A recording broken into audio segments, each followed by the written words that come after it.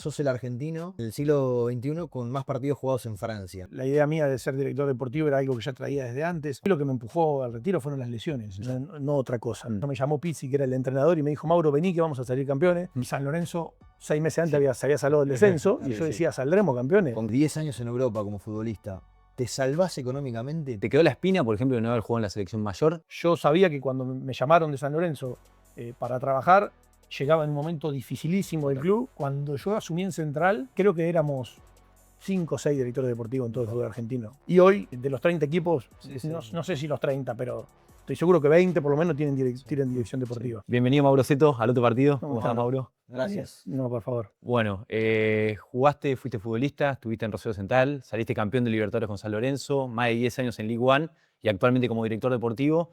Pero me quiero meter en ese día en el que colgaste los botines, aquel partido contra Belgrano, 23 de mayo de 2016. ¿Qué te acordás de ese día en el que decidiste dejar ese juego de fútbol? Sí, en realidad lo que me pasó fue que ese fue mi último partido como profesional, sin saber que iba a ser mi último, porque me quedaban todavía 6 meses más de contrato en Central, pero el semestre siguiente tuve lesiones y demás y no volví a jugar, así que me retiré en un partido donde no sabía que iba a ser el último. Después, lógicamente, quedó como una anécdota que haya sido el último, pero bueno, hubiese preferido jugar algunos partidos más el semestre siguiente, pero las lesiones no me lo impidieron. O sea que no es que venías pensando en tomar la decisión, sino que fue una especie por ahí de sorpresa. No, la decisión la fui tomando el semestre siguiente, Ok. a raíz de esto que decía de las lesiones y de no tener continuidad, y ante la posibilidad también que me había dado el club en ese momento de retirarme y poder ser director deportivo. Bueno, fue un semestre de transición que lo tomé como de transición, donde lógicamente me preparé para ese cargo, Ok. y me retiré y automáticamente asumí como director deportivo. Bien, bueno, iba a ir a eso. Todo ese tiempo previo, estando vos en Central, bueno, justo conviviste con muchas lesiones, justo fue un momento por ahí de tu carrera en el que primaron las lesiones.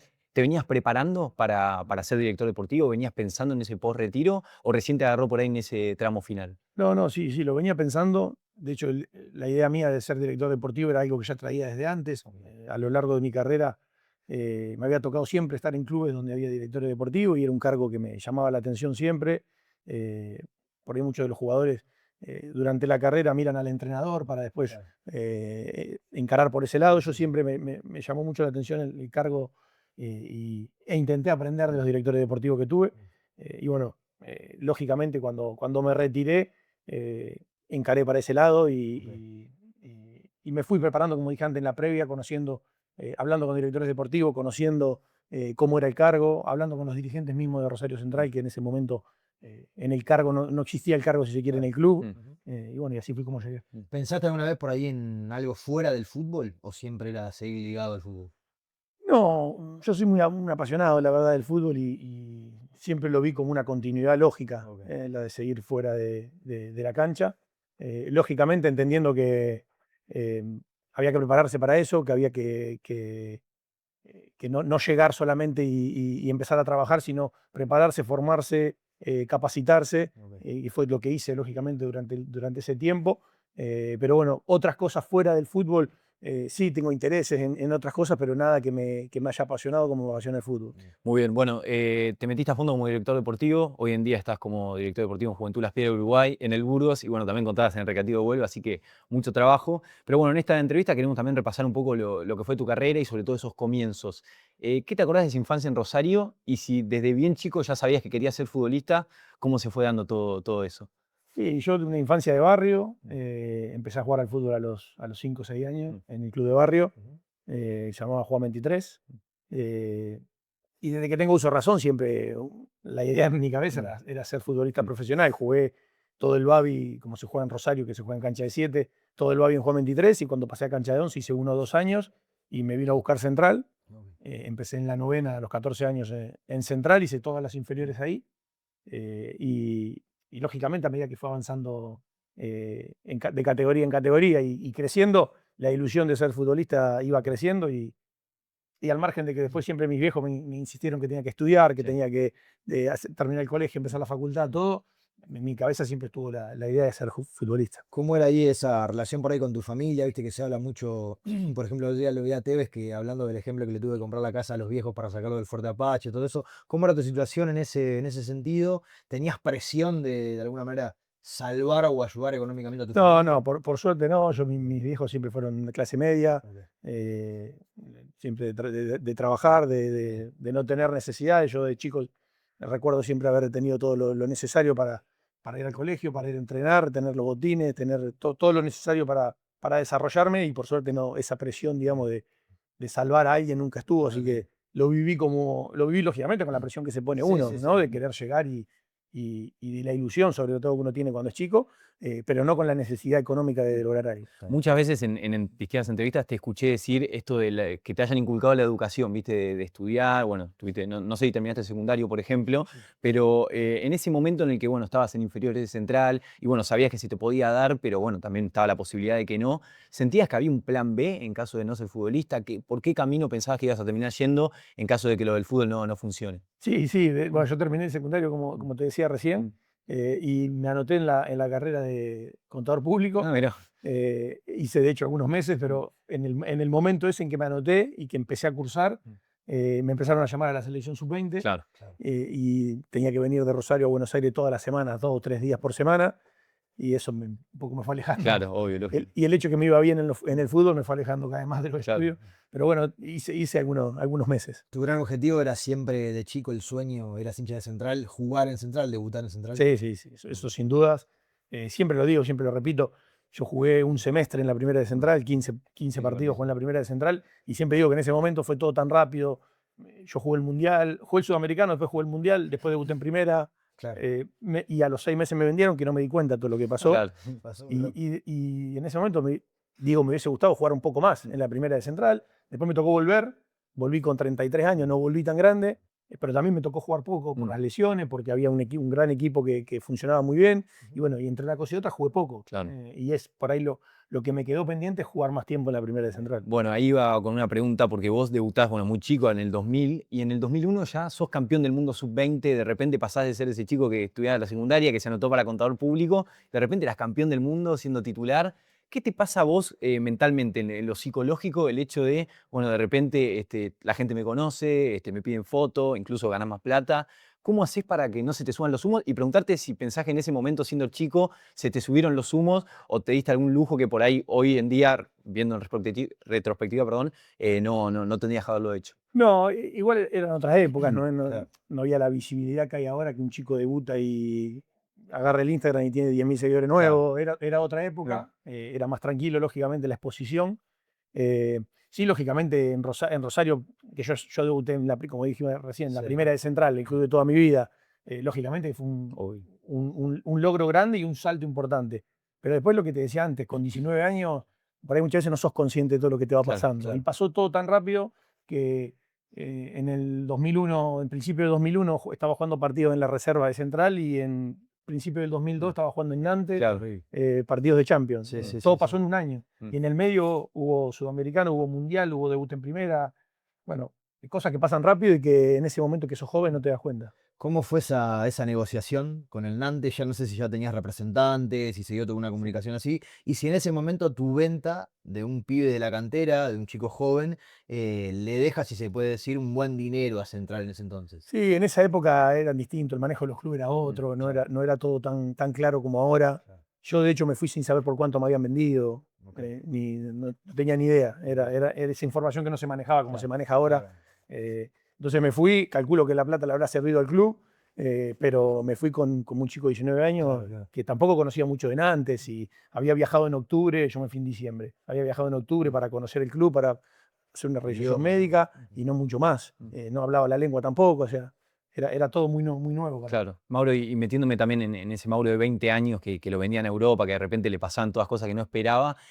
Vos de tu lado, por ejemplo, el tema de cuidarte, no sé, pienso tus amigos que por ahí salían de fiesta, tomaban alcohol y demás.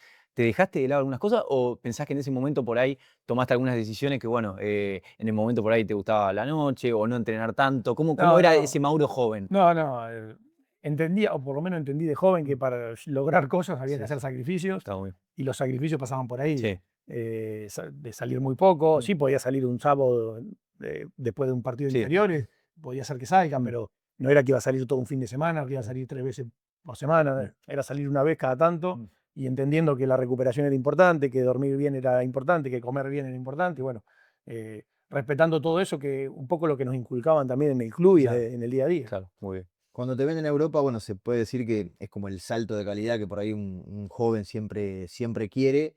Se empieza por ahí a cobrar un buen dinero, a tener otro sueldo. ¿Cómo te agarra eso? ¿En qué momento te agarra o cómo te agarró parado? Y si más o menos tenías por ahí cierta educación financiera, tenías gente que te rodeaba, que te decía anda por acá. No, yo siempre tuve a mi papá que era muy, que me estaba muy encima con ese tema Ok. de tener cuidado con lo que haces con la plata, no malgastarla, Ok, pensar para qué la vas a usar. ok. Entonces, siempre tuve esa cabeza y crecí con esa cabeza. Y como yo me fui a Francia y el primer año y medio mi papá estuvo conmigo, entonces estaba Ah. bastante controlado en ese sentido de no hacer cualquier cosa con el dinero. Entonces siempre fui en ese sentido, siempre fui muy centrado. Y el hecho, por ejemplo, de emigrar a Europa, porque, no sé, eras chico, obviamente tenías tus amigos, tu familia acá, bueno, contabas que te fuiste con tu papá, ¿te costó esa decisión? ¿Y cuánto extrañaste en ese momento en el que por ahí estás en Francia, en un país bien lejos, sin ver a tu gente? ¿Te pesaba por ahí eso de decir, quiero volver a Rosario, quiero estar ¿Cuánto allá? extrañaba? Todo. Todo. Sí, ¿no? De uno a 100 todo, ¿no? Todo. Ok. Sí, pero bueno, había tomado una decisión que hablábamos antes de lo de ser deportista y futbolista Sí. profesional, de chico soñar con llegar a eso. Bueno, estaba viviendo eso. Ok. Después, obviamente, extrañaba a mis amigos, extrañaba a mi novia, que Mm. es mi actual mujer, Ok. que también se quedó en Argentina y fue más tarde. Mira, Extrañaba el día a día, extrañaba a mi vieja, a todos, claro. lógicamente. Mm. Pero también sabía que todo ese sacrificio valía Valía la la pena pena. porque era lo que yo quería. Y bueno, fueron un año y pico de extrañar mucho Mm. también por la lengua, porque Mm. era muy difícil también hablar en francés. Claro. Hasta que me empecé a acomodar, lógicamente, al país, a la ciudad, al club, al idioma, y bueno, ya después empezás a vivir un poco más tranquilo. Tenemos acá el dato que sos el argentino en el siglo XXI con más partidos jugados en Francia. No sé si lo sabías. Sí, sí me lo habían dicho. Es Sí, un sí, sí, dato, un sí. dato curioso. Nantes, Toulouse, después un paso por el Lille. ¿Por qué tantos años en Francia? ¿Por qué decís del fútbol francés? Mira, yo cuando llegué a Francia, lógicamente el fútbol francés era menos conocido o se veía menos que el italiano o el Mm, español claro. en esa época. Nantes venía de salir campeón, o sea, era un club que estaba muy bien, que eso fue un poco lo que me terminó de convencer, de hecho jugar Champions también. Pero yo pensaba que Francia iba a ser un pasaje de 1, 2, 3 años para ir a otra liga de las que me parecían más atractivas. Y después el fútbol se fue Claro. dando y me quedé 5 años y medio en Nantes Mm. y después me prestaron a Toulouse y después me compró Toulouse y me quedé 4 años más y de golpe me encontré que había pasado 10 años casi en Francia jugando. En ese momento sí, dije, como estaba terminando contrato con Toulouse, dije quiero conocer otro campeonato Ujú. y decidí no renovar con Toulouse y me fui a Palermo, en Italia. Sí. Pero bueno, después la experiencia en Palermo fue muy corta, estuve 2 periodos, 6 meses y en el medio volví a Lille. Claro. Y bueno, todo eso terminó siendo al final, mi etapa en Europa terminó siendo casi toda completa en Francia. Claro. La verdad que la pasé muy bien, me hubiese podido quedar a vivir inclusive en Francia Ok. por el cariño que tenía por el país y por lo bien que estaba, pero me quedaba la cuota pendiente de volver a jugar a Argentina, mi idea siempre, lógicamente, era volver a Central. Mm. En el momento que tomó la decisión, Central justo estaba en la B, en un equipo que estaba por ascender, pero no estaban dadas las condiciones para que vuelvan. Me busca San Lorenzo, se da lo de San Lorenzo y después, lo que hablamos antes, de terminar en Rosario. Espectacular. Bueno, en esa etapa en Francia anotamos algunos nombres de cracks con los que jugaste, así que Tremendo eso. te quiero preguntar por algunos de ellos. Bueno, tengo a Dimitri Payet, que creo que lo compartiste en 2 clubes, Florian Barthez, Toulalan, Mathieu Gignac, Eden Hazard, Joe Cole. Te quería preguntar cuál fue el compañero con el que compartiste cancha que más te sorprendió de todos esos en los que... Por ahí me olvidé alguno de mencionar que también te sorprendió, ¿no? No, a ver, creo que el mejor de todos, Eden Hazard, En el Lille. en el Lille era impresionante. Parte joven.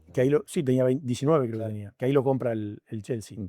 Era impresionante, ganaba los partidos él solo prácticamente, cuando quería, Sí, lo sí. ganaba él solo. Después me tocó compartir con Gignac, que hizo una carrera enorme en México, Sí. que yo estuve 3 años con él en Toulouse, pero el primer año que hicimos una muy buena campaña, salió goleador del campeonato, fue a la selección de Francia y todo, en un nivel también altísimo. Después nombrás a Barthez, por ejemplo, Sí. que para mí jugar con Barthez Tremendo. era algo increíble, porque yo en el 98, cuando Francia era campeón del mundo, yo tenía 16 años. Claro, o sea, claro. y después encontrarme compañeros, Sí. jugábamos al póker juntos, vivíamos cosas que digo, eran impensadas en su momento y la verdad que lo disfruté mucho también jugar un año con él. Y de los que enfrentaste, por ahí rivales, ahí en ese momento también Francia tenía su peso, sus jugadores. Sí, Francia siempre ha tenido buenos jugadores.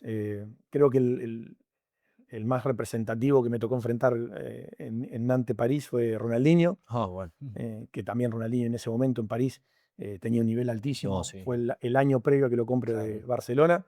Y aparte me tocó también, ese partido yo jugué de lateral por derecha y jugaba de extremo por izquierda, así que me tocó enfrentarlo. tiró lástima. ¿Cómo fue eso? Tiró todo lo que quería. ¿Tuviste algún cruce, algún No, momento de que a ver, obviamente Ronaldinho en ese momento no tenía la trascendencia que tuvo después. Claro. Era un fenómeno del campeonato francés, pero después terminó siendo mucho más grande aún.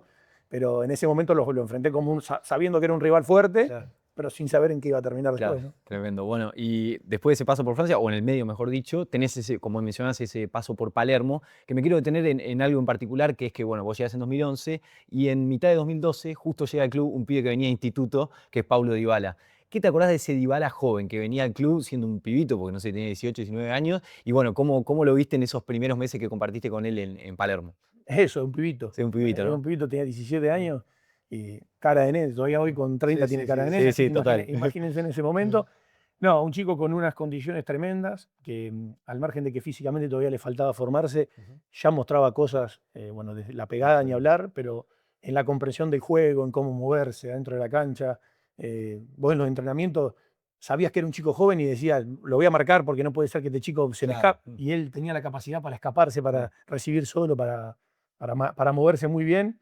Y después, un chico excepcional fuera de la cancha, humilde, educado. Todo lo que le pasó después tiene total lógica porque ya en ese momento, llegando tan joven a Palermo, ya demostraba que iba a ser un gran. ¿Lo apadrinaste un poco ahí con el español? ¿Eras el único Éramos argentino? muchos argentinos. Ah, eran muchos. Sí, y la verdad que todos lo teníamos como. Bueno, yo lo tenía como un hermano menor, pero todos lo teníamos como un hermanito menor. Y aparte lo que te digo, era un chico que la verdad que se hacía querer y daba gusto estar con él. Mauro, se habla mucho de esto, 10 años en Europa como futbolista.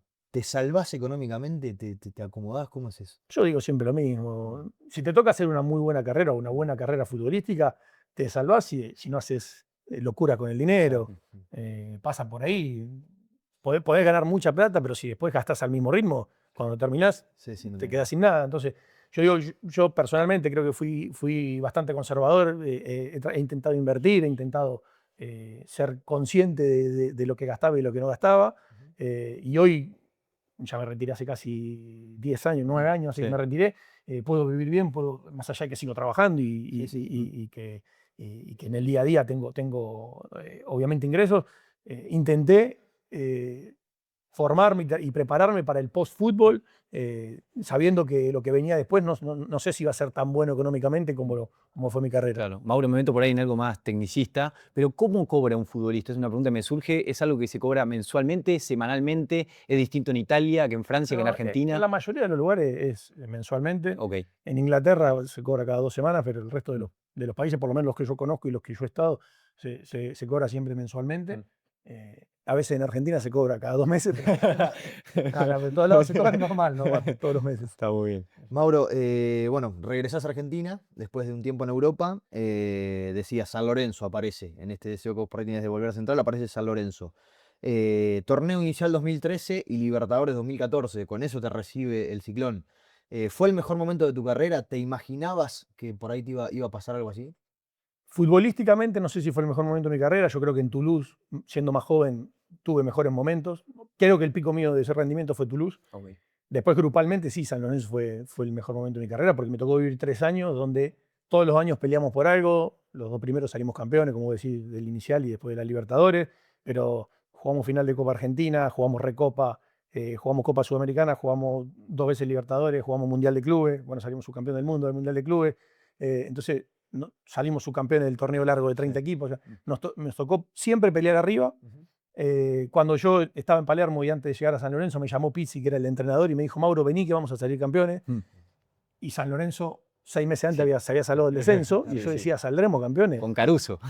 Con Caruso. Y yo decía, saldremos campeones. Y Juan me decía, vos vení que vamos a salir campeones, haceme caso, confía que tenemos buen plantel. Bueno, eso fue en enero del 13, en diciembre del 13 salimos campeones del inicial. Y me quería meter en ese momento porque, claro, en junio de 2012, San Lorenzo jugaba la promoción para no irse a la B contra Instituto, y bueno, a los 6 meses llegás vos. ¿Con qué te encontrás en San Lorenzo? Bueno, hablabas de Pizzi ya hablando de ser campeón, veías como una energía renovada. ¿Cómo se encontraba el club en ese momento en el que vos llegás al Ciclón? Mira, yo llego en un momento donde el club, lógicamente, estaba empezando a crecer. Sí. Eh, yo escuchaba lo que hablaban los que habían estado antes, o los que le había tocado vivir esto del 2012, Claro. y todos hablaban de que el club venía de un momento durísimo en todo aspecto, en tanto a nivel futbolístico, pero también a nivel de manejo de club y demás. Yo cuando llegué era esperar y ver, a ver qué pasaba. a ver qué pasaba, y yo me encontré con un club que empezaba a estar ordenado y que con el paso del tiempo fue creciendo notablemente. Yo siempre digo lo mismo, yo los 3 años que estuve en el club, cobré siempre al día, el club crecía constantemente, había obras internas dentro del club, veía siempre alguna mejora. Yo lo que viví yo fue muy bueno ese periodo, y fue muy bueno fuera de la cancha y fue muy bueno dentro de la cancha también, ¿no? Que lógicamente necesitas el resultado para Obvio, que el claro. crecimiento se vea. Pero yo no tengo nada malo para decir de esos 3 años, al contrario. El gran hito, obviamente, fue la obtención de la Libertadores en el 2014. ¿Cómo vivís esos entrenamientos, los días previos? ¿Sos consciente de lo que te estás por jugar? ¿Se duerme bien? ¿No puedes dormir? Mira, respecto a la Copa, viste que te decía antes que Pizzi me decía, vamos a salir campeones del campeonato, y uno pensaba, ¿saldremos campeones? sí. Bueno, respecto a la Copa era lo mismo. La Copa, el hincha de San Lorenzo te entregaba la madre. La para salir obsesión, campeón. claro, Sí, que nunca había sido campeón. era tremendo lo de la Copa Libertadores, la obsesión que había del hincha. Y nosotros éramos un equipo que veníamos de salir campeón del campeonato local, y éramos un equipo que se había ido Pizzi, había llegado el Patón. Estábamos en una transición. De hecho, el comienzo de la Copa fue bastante traumático. La para fase de nosotros. grupo La fase sufriendo de hasta el grupo final. fue difícil. Pero después el equipo empezó a crecer y futbolísticamente, y a ser un equipo cada vez más sólido. Y fuimos como empezando a creer de a poquito en que era. Vos pensás que un equipo que no había ganado nunca la Copa, entonces creer que ese año se iba a dar había que ser o tener muy optimista. Sí. Pero creo que después de los partidos de Gremio y de Cruzeiro, cuando pasamos esas 2 fases, ahí realmente sentimos que había una posibilidad real. Y después nos tocó el parate por el Mundial de 2014, o sea que jugamos hasta cuarto de final en el primer semestre, y las semifinales a partir del segundo semestre. Ese famoso video del Patón cuando sale por el túnel y dice, ¿para qué si ya ganamos los penales? ¿Ustedes qué pensaron ahí cuando después lo vieron? Yo ese partido no lo jugué porque estaba quebrado, Claro, el pie, sí. pero había viajado con el plantel. Y a nosotros nos habían hecho mirar el partido dentro del vestuario, no nos dejaron ir a la tribuna. Entonces lo miramos por televisión en el vestuario. Y cuando vamos a los penales, estábamos todos, éramos algunos kinesiólogos, éramos, no sé, 6, 7 dentro del vestuario esperando los penales, y entra Patón. ¿Qué haces acá? Claro. No entendíamos nada. No sabíamos si la televisión estaba pasando el partido tarde o. Y Patón entra así como dijo, dice, no, ya está, tranquilo, no se preocupen, ya ganamos. Está loco. Y nosotros después miramos los penales Con él, claro. el mismo nerviosismo que mirar una tanda de penales. Pero bueno, nada, tenía esas cosas, Patón. ¿Cómo era el Patón Bausa? Que bueno, tiene una particularidad que bueno, es el que creo que es el que te hace debutar, después salís campeón de Libertadores con él, y después cuando te toca en Central, que vamos a ir a esa etapa también, salís campeón Copa Argentina. ¿Qué me puede decir del Patón Bausa como técnico? No, forma parte de mi vida. Sí.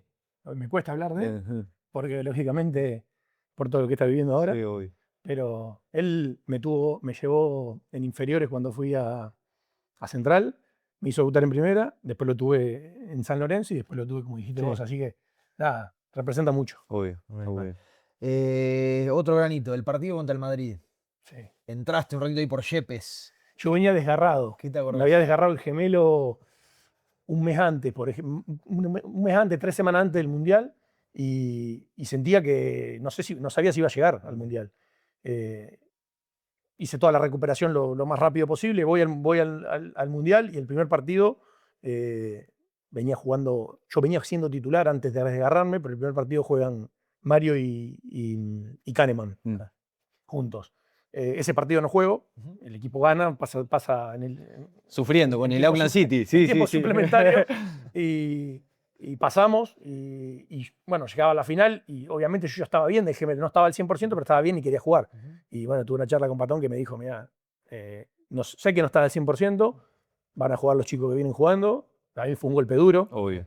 Y después durante el correr del partido me llama, yo pensé que iba a entrar ya, porque el marcador central generalmente no entra. Es un cambio que no se da nunca.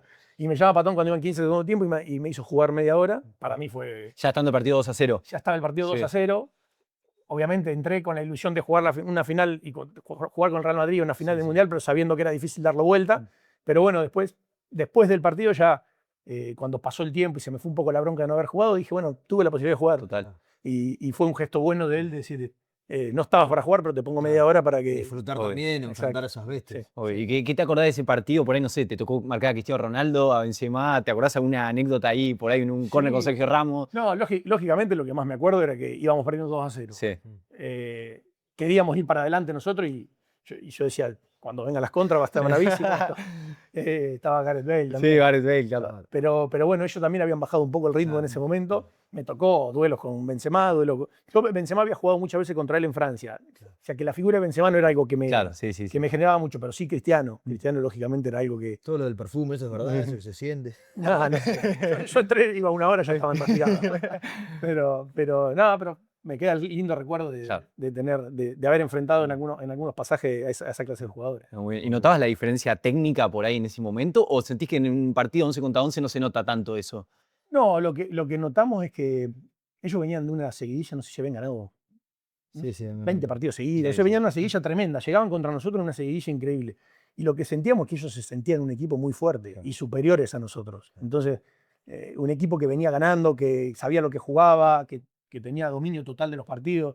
Entonces, nosotros estábamos al 100 Sí. y vos sentías que ellos por ahí no estaban al 100 y te hacían partido igual. Claro.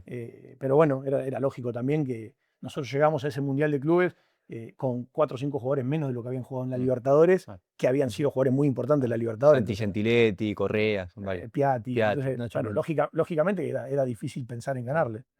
Mauro, bueno, cuando volvés a Central, jugás solo 4 partidos, un puñado de minutos, y por las lesiones, bueno, terminás tomando la decisión de retirarte. ¿Cómo era esa relación más psicológica, digamos? ¿Te costaba eso de superar el tema de las lesiones? ¿Cómo lo manejabas? Sí, yo el primer año que llegué a Central no tuve tantas lesiones, tuve algunas, pero sobre todo era más que nada que el Chacho tenía un equipo armado Claro. que funcionaba muy bien, jugaban Donati y Pinola de centrales, y la verdad que Donati y Pinola era la mejor dupla de centrales del país. Sí. Entonces era muy difícil jugar. Por eso me tocó jugar. Me tocó jugar un clásico, por ejemplo, que fue algo que recuerdo como lindo de mi vuelta a Central, haber podido jugar un clásico. Pero después era poquito lo que me tocaba. Y bueno, entre los momentos que uno estaba disponible y el equipo no te necesitaba, y los momentos que te lesionabas y por ahí sí te necesitaba el equipo, iba pasando el tiempo. Claro. Y bueno, lo que digo, yo siento que no llegué grande a Central porque llegué con 33 años, que podía haber estado 3, 4 años a lo mejor jugando, pero bueno, después, como dije antes, estaba la posibilidad de cambiar de rumbo y entendiendo también que tampoco estaba jugando tanto, lo mejor era retirarme. Y Mauro, ahí ibas, por ejemplo, al psicólogo en ese momento que por ahí tenías problemas con lesiones o algún percance en tu carrera. ¿Vos tuviste siempre la ayuda de algún profesional? ¿Eso te agarró más tarde o nunca? Yo trabajé de joven en la selección sub-20 con Marcelo Roffé, Ok. que es un psicólogo muy reconocido, para mí el mejor de Argentina. Selección Colombia. Sí, está en Selección Colombia y probablemente el mejor de Sudamérica. Y lo trabajé desde la selección sub-20 en distintos periodos. Ok. En ese momento, después volví a trabajar en algún momento en Francia y yo tenía ida y vuelta, digamos, con él en función de lo que yo sentía que me iba pasando. Pero sí, desde el principio de mi carrera hasta el final he trabajado con él. Y esto del post-retiro también lo venías hablando con él entonces. Y el post-retiro lo trabajé mucho, lo trabajé con él, el post-retiro, y hablé con mucha gente pensando en eso, ¿no? Pensando en retirarme. Pero ya te digo, a mí lo que me empujó al retiro fueron las lesiones, no otra cosa. No cansarme del fútbol o cansarme de los entrenamientos, de los viajes, no, fueron las lesiones. ¿Harías algo distinto hoy si mirás tu carrera? Le buscaría más la vuelta a esto, por ejemplo, de las lesiones, sobre todo en el final de la carrera, le buscaría, porque yo te estoy hablando de que me retiré hace casi 10 años, empecé a jugar hace más de 20, 25 años, y obviamente que hace 25 años los cuidados, la alimentación, la recuperación no era la misma que ahora. Por eso los jugadores juegan ahora hasta los 40 o hasta los 38, 39, y en la época nuestra se retiraban 34, 35, porque obviamente hay una mejora. Por ahí buscaría eso, de mejorar en algo para estirar un poco más la carrera. ¿Y te quedó la espina, por ejemplo, de no haber jugado en la selección mayor? ¿Era un sueño que te quedó pendiente por ahí? Sí, me hubiese gustado, sí. fui una camada que jugué Sudamericano Sub-20, jugué Mundial Sub-20. Saliste campeón. Ganamos el Mundial Sub-20 y varios de esas camadas jugaron el Panamericano primero y después las Olimpiadas del 2004. Okay. Que yo estaba en esa camada, pero me lesioné en el periodo previo a las Olimpiadas y inclusive habiendo sido citado por Bielsa para 2 partidos de la selección mayor, por lesiones no llegué a las Olimpiadas. Y creo que si hubiese jugado a las Olimpiadas, alguna posibilidad en la mayor hubiese tenido. En el 2003 me citaron 2 veces, fui al banco en un partido en Holanda, que yo tenía 20 años y estaban todos los jugadores, Crespo, Ayala, Verón, todos jugadores de esa camada del 98 para adelante. Y bueno, en ese momento con 20 años, cuando te citan, decís, bueno, ya me va a tocar de vuelta. Claro. Y bueno, después por una cosa o por otra no me tocó de vuelta. Y bueno, me hubiese gustado por lo menos jugar un partido que, ya te digo, tuve un proceso que parecía que podía llegar. Otra de las cosas que es interesante es el tema, viste, del error, la equivocación, en un puesto como el tuyo siendo defensor central, en esto de lo psicológico, de por ahí el apoyo. ¿Cómo convivías con eso? ¿Te machacabas por ahí si te mandabas alguna? Sí, yo como jugador crecí en una escuela, hablábamos antes del Patón, crecí en una escuela de central en inferiores que estaba el Patón como coordinador, donde éramos, en la parte defensiva trabajamos mucho, donde tratábamos de limitar mucho el error, donde no se arriesgaba tanto para jugar, que era una época donde se arriesgaba menos que ahora. Entonces, mi característica de defensor no era un defensor que arriesgue para perder la pelota o que tenga ese tipo de desconcentraciones. Ok. Entonces sí me ha pasado cometer errores que han llevado a gol, lógico, como a todo el mundo, pero no era algo tan recurrente en mi carrera y después yo era de una camada también que había que ir para adelante. Claro. Y te equivocabas y dale para Seguir. adelante. Y perdiste y dale para adelante. Obvio. Y entonces crecí un poco con eso siempre. Mauro, y bueno, te retirás, como vos dijiste, te llaman al toque para ser director deportivo central, un poco también motivado por eso la decisión. Y me quería meter en eso, que bueno, vos imagino en tu caso te debe haber servido el hecho de, por ejemplo, no tener tiempo libre o todas esas cosas que a un futbolista le suelen pasar una vez que arrancan a jugar justamente el otro partido. ¿Recomendás por ahí al futbolista que por ahí se está por retirar, lo que fuera, que una vez terminado su actividad se meta en algún trabajo, arranque a hacer alguna actividad? ¿O crees que también es importante un tiempo por ahí de impasse en el que se pueda reflexionar y demás? A mí me pasó que lo que se vive post-retiro, yo no lo viví cuando me retiré porque fui un día como jugador de fútbol y al día Y ya siguiente eras fui director como deportivo. director deportivo Sí. y lo hice durante 2 años en Central. Entonces, ese periodo lo hice durante 2 años, estando cerca del plantel, Claro. viajando con el plantel, o sea, haciendo cosas muy similares Te a la de fogoneaste. futbolista, pero no jugando. Mm. Que tampoco estaba jugando tanto la última etapa, entonces no Claro. me hizo tanta falta eso. Lo que sí me pasó fue cuando me fui de Central como director deportivo, Claro. ese periodo posterior, ahí sí viví, si se quiere, la depresión, el no saber qué hacer, posterior a retirarte. Yo lo viví posterior a dejar de ser director deportivo. Tuve algunos meses que fueron difíciles, que fueron de incertidumbre, al margen de que, yendo a qué hacer después de la carrera, al margen de que me preparé, hice curso de dirección deportiva, hice curso de entrenador, hice muchas cosas, pero ya el día a día no lo tenía. Yeah. Ese fue por ahí el momento más duro. Yo lo que digo cuando uno se retira, si te formaste como jugador, mientras eras jugador, mejor, pero si no, seguir formándote, encontrar motivos para a ver a dónde apuntás. Yo trabajo ahora desde hace un tiempo ya con Enrique Pornoy, que él trabaja que le llama el segundo tiempo, que es algo muy interesante, que es trabajar lo que viene después de la carrera. Claro. Que no necesariamente tiene que estar ligado al fútbol. Yo estoy ligado al fútbol porque, como les decía antes, yo soy un apasionado y siempre busqué eso. Pero hay muchos exfutbolistas que van por otro lado. Lo importante es encontrar el camino y encontrar lo que querés. Total. ¿Tuviste casos por ahí de ex compañeros o compañeros tuyos que por ahí te dijeron, che, no sé qué hacer, por ahí que estén pasando por un momento complicado así por ahí de depresión, viste, de no saber con Sí, qué? al futbolista le cuesta abrirse, Claro. obviamente, y le cuesta decir no sé qué hacer o no sé qué quiero, Claro. pero sí me doy cuenta que hay muchos ex compañeros que están en esa situación. Uno personalmente lo que trata de hacer es, bueno, si creo que están capacitados, si creo que se prepararon y demás, tratar de darle alguna posibilidad en lo que uno puede, Claro. y si no, encaminarlos hacia ese lugar. Mm. Formate, preparate, es la mejor manera, primero, de estar ocupado. Y segundo, que cuando te toque trabajar, que te vaya bien. Y en ese momento en el que terminás en Central, pues bueno, por lo que te escucho por ahí, el momento en el que te hace el clic, es justamente cuando dejás de ser director deportivo y no futbolista. ¿Qué se te pasaba por la cabeza? Porque, bueno, decías, tuviste, no sé, pensamientos negativos, pensabas qué ibas a hacer. No, ¿Qué era en especial lo que sentías? Lo que me pasaba mucho era que, claro, yo había sido director deportivo en Central, que era el lugar donde venía de retirarme. Entonces, si se quiere, fue una transición lógica, pero ahora tocaba dar el siguiente paso. Sí. Yo estaba viviendo en Rosario y tocaba decidir qué hacer, si seguir por el lado de la dirección deportiva y buscar de salir de Rosario, si ir por el lado del entrenador, que yo había hecho el curso de entrenador y ya tenía el título también, si sumarme a algún cuerpo técnico, o sea, si ser representante, y Sí.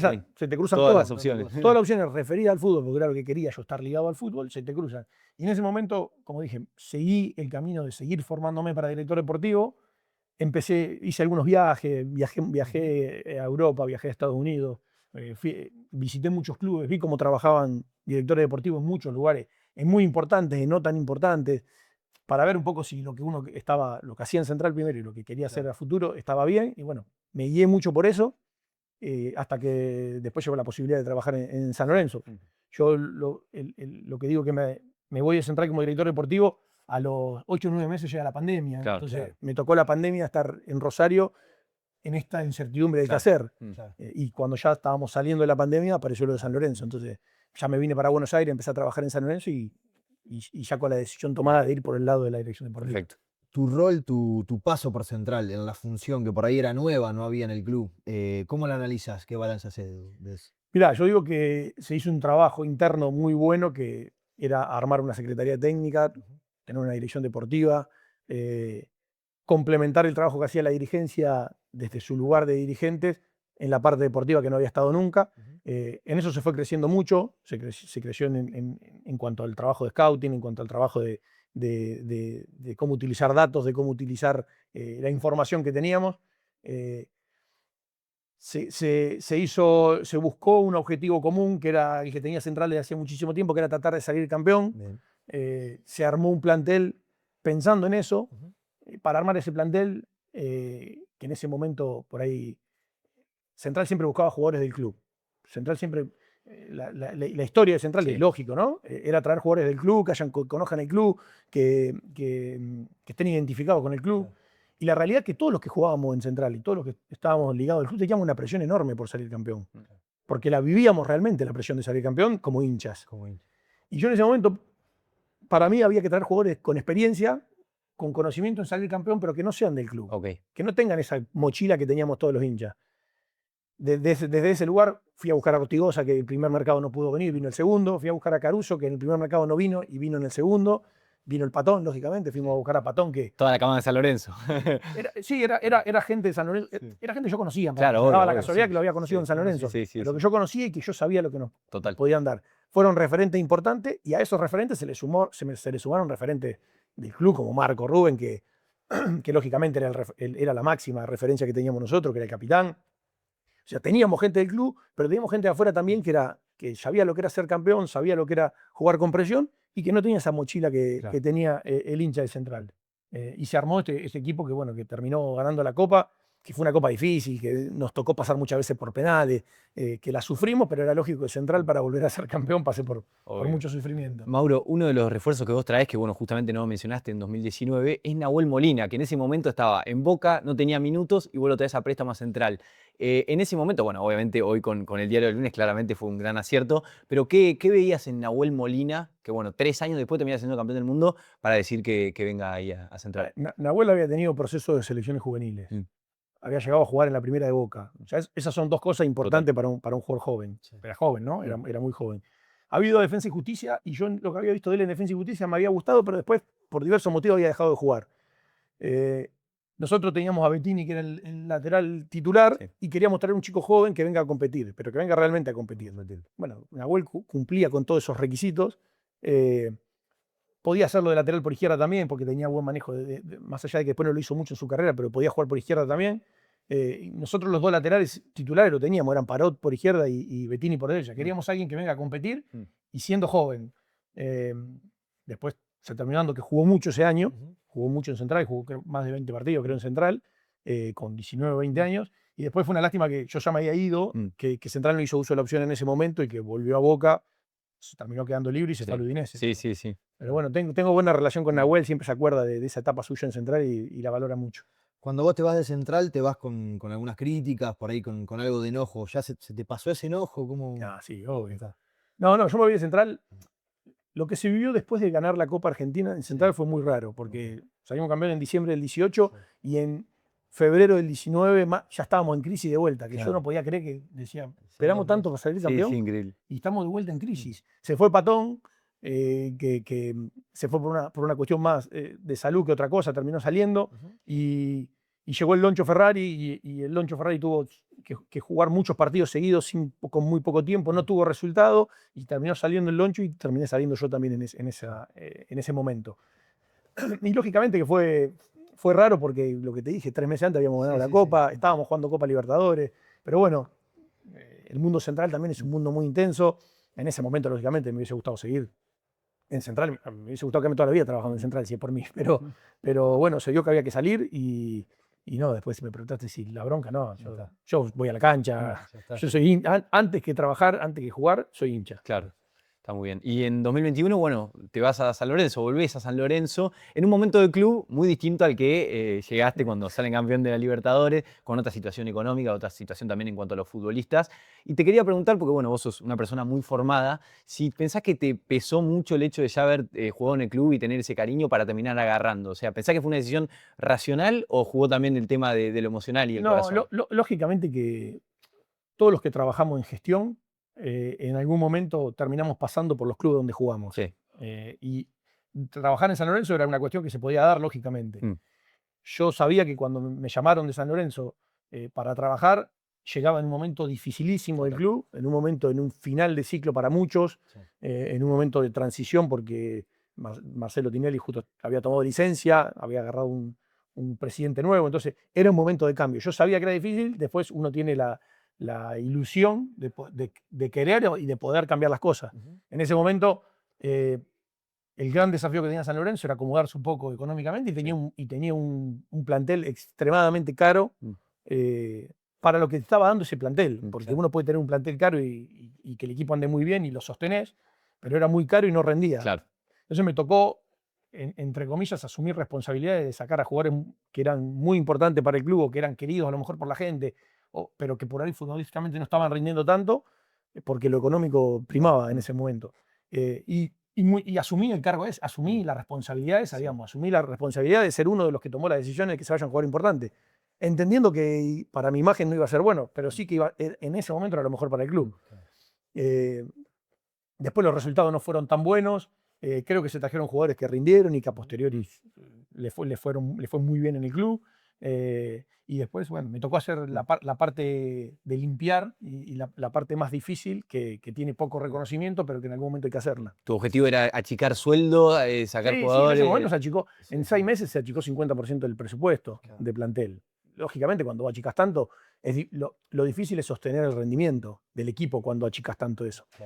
El equipo no estaba muy bien, pero nosotros tampoco logramos poder mejorar eso futbolísticamente. Uno de tus refuerzos en esa etapa fue Centurión, Ricky Centurión. Vos lo traes a San Lorenzo. ¿Qué te hizo traerlo? Hoy por ahí, ¿cómo lo analizás con el diario del lunes? Fue No, la llegada de Centurión fue lógicamente como pasa con jugadores de este tipo que son futbolísticamente extraordinarios, pero que en lo profesional tienen deficiencias. Fue una apuesta a intentar futbolísticamente rinda y desde nuestra parte, de todo lo que estábamos alrededor del club, ordenarlo para que pueda encaminarse.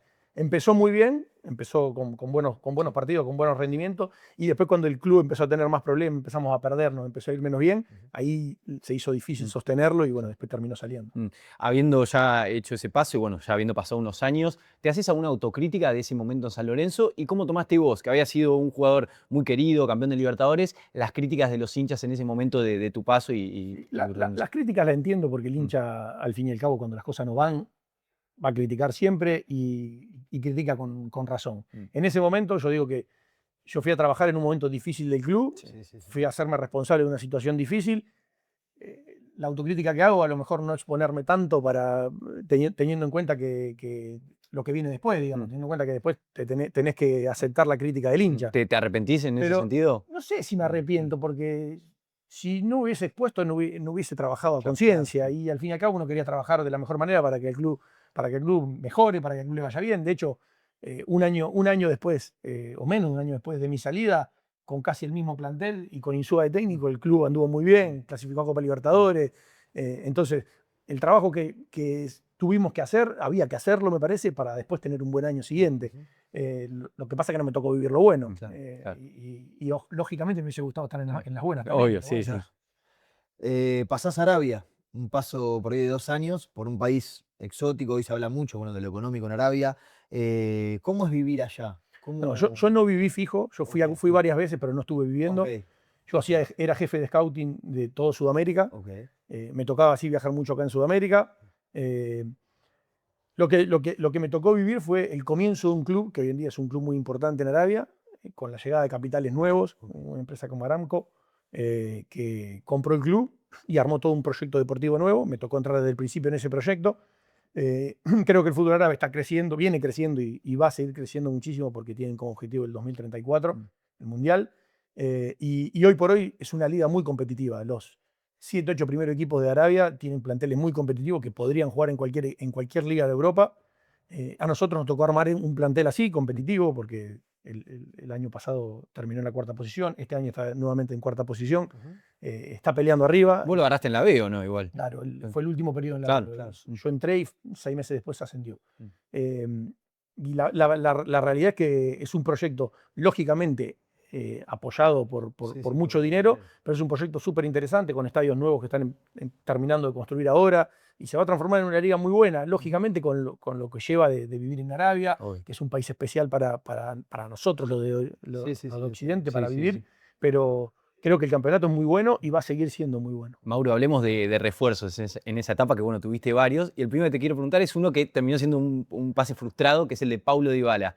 Preguntarte, del 1 al 10, ¿qué tan cerca estuvo de cerrarse? No, Pablo fue como varios de los jugadores que uno se interesa, que averiguás condiciones, intentás ver si es posible que llegue o no, y en ese momento la posibilidad real existía. Después no se terminó dando, llegaron otros jugadores.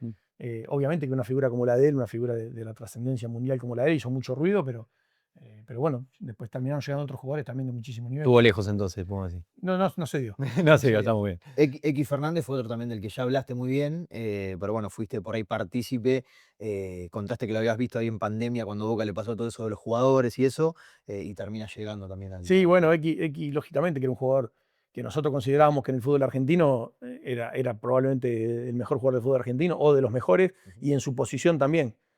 Habíamos visto jugar en muchos lugares, en Europa sobre todo, pero bueno, creíamos que X nos iba a dar un salto de calidad en la mitad de la cancha para lo que nosotros buscábamos en cuanto a características de jugador. Y bueno, así fue. Lo compramos, jugó todo un año y al final de ese año se vendió al Bayer Leverkusen. Así que para el club fue muy bueno porque fue una muestra de gestión también de ir a buscar un jugador joven en Sudamérica, potenciarlo y venderlo a Europa. Muy bien. Y Mauro, bueno, traen muchos refuerzos, no sé, Nacho Fernández del Real Madrid, Nathan Nández, Pierre-Emerick Aubameyang. ¿Cómo es trabajar con una billetera tan grande para vos? Porque bueno, estuviste en Central y en San Lorenzo, que era muy distinto, y ahí en ese momento por ahí te dicen, tenés este presupuesto, manejalo como quieras. ¿Cómo lo manejaste? Yo digo que los presupuestos, al fin y al cabo, lo que cambian son los ceros de atrás. Claro. Pero después el manejo tiene que ser el mismo. El mismo, Vos total. tenés una determinada cantidad de dinero para usar en determinados puestos, Claro. y después tenés que ver cómo lo acomodás. Sí. Trabajando en clubes más chicos también tenés un presupuesto y tenés que ver qué jugador conseguís con ese presupuesto. Yo lo que digo es, lo que hay que intentar es, con el dinero que tenés, conseguir el mejor jugador, que mejor rendimiento te dé, pagar lo más barato posible, que eso también forma parte del mercado, ¿no? La negociación tanto de transferencia como de sueldo.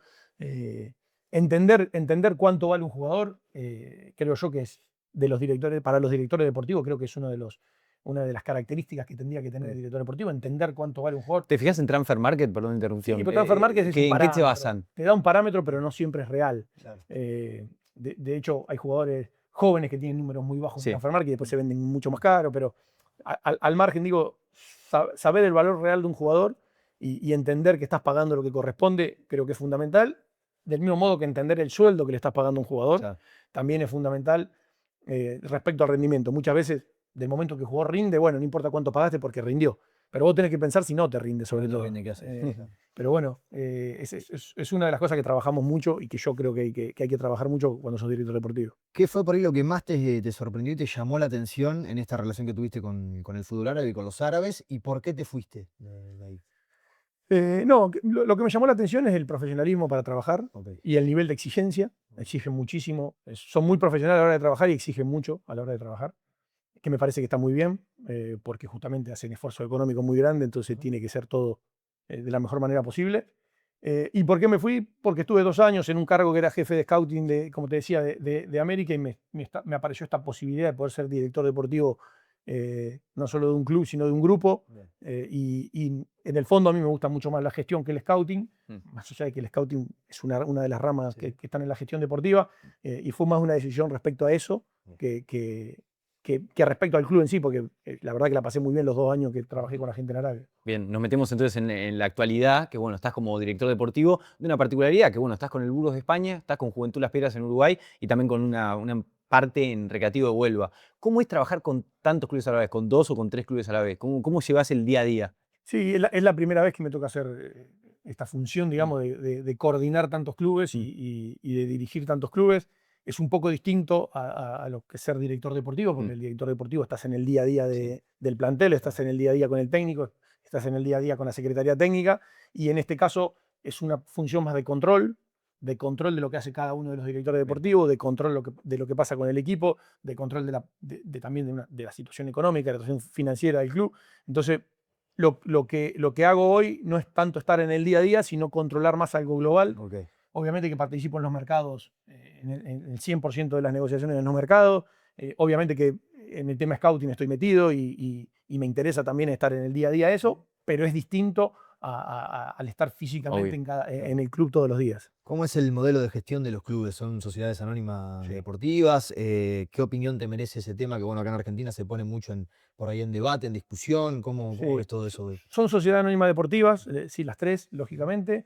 Yo lo que creo respecto a la sociedad anónima es que cuando vos gestionás bien, seas una asociación civil o seas una sociedad anónima deportiva, el resultado es el mismo. Si gestionás bien, te va a ir bien. Obviamente, el resultado deportivo puede ser un poco mejor, un poco peor, un año un poco mejor, otro año, pero cuando vos gestionás bien, no importa el modelo, si se quiere. Y cuando gestionás mal, tampoco importa el Claro. modelo. Entonces, yo creo que la sociedad anónima deportiva podrían tranquilamente existir junto a las asociaciones civiles acá en Argentina. Hay clubes acá en Argentina que se manejan un poco, de hecho, al margen de que no son sociedades anónimas deportivas, se manejan Claro. similar Sí, sí, sí. a como lo hacen las sociedades anónimas. Me parece que lo importante es el modo de gestionar, más que el formato. ¿Cómo ves hoy el cargo de la función de la dirección deportiva en Argentina? Y te quería consultar en particular por la llegada de Pablo Longoria a River. No sé si en algún momento hablaste con él, si lo conoces de algún lado, ¿qué nos puedes decir de él? Sí, respecto a la función, creo que el fútbol argentino ha crecido muchísimo. Cuando yo asumí en Central, creo que éramos 5 o 6 directores deportivos en todo el fútbol argentino. No sé si había mucho más. Había algunos que cumplían ese rol, pero eran más delegados del club que directores deportivos. Y hoy, de los 30 equipos, Sí, sí. no sé si los 30, pero estoy seguro que 20 por lo menos tienen dirección deportiva. Inclusive clubes de la B ya tienen director deportivo. O sea, es un rol que se fue implementando de a poco. Se trabajó mucho también en el fútbol argentino para que el rol se valorice. Creo yo que se va a seguir valorizando y cada vez va a tomar más trascendencia ese rol. Y a mí me pone contento porque me parece que hacía falta que los clubes tengan esa función, no solo en la dirección deportiva, sino también en secretaría técnica, en área de scouting, que hace que el club funcione mejor. Mm.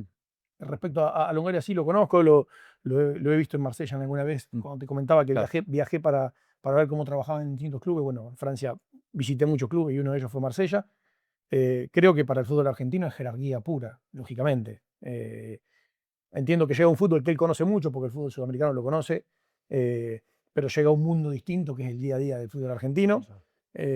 Entiendo que si se adapta rápido a eso, como dije recién, por su jerarquía y por su experiencia, debería aportarle un plus grande a River. Es un acierto de River entonces, pensás. Sí, Se habla mucho de que un europeo viniendo a Argentina es raro. Sí, sí. no, pero bueno, como decía antes, él conoce mucho el fútbol Claro. sudamericano. Es un europeo que ha tenido siempre relación directa con el fútbol sudamericano y y conoce mucho y sabe lo que es el mundo River, lógicamente. ¿No? Porque hoy en día también el mundo River es muy conocido en todos lados.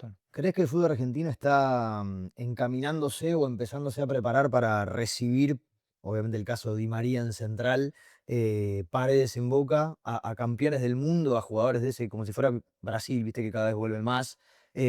Argentina, el fútbol argentino, ¿se prepara para empezar a recibir ese tipo de jugadores? Ojalá, porque eso jerarquiza el fútbol argentino, tener un jugador como Di María, lógicamente que hace que los partidos que vos veas sean mejores Ok. y que veas cosas atractivas para el público, que el hincha quiere ir a la cancha, no solamente el hincha de Central, sino el hincha central va siempre a la cancha, pero el hincha que donde Di María juega quiere verlo, Sí, sí.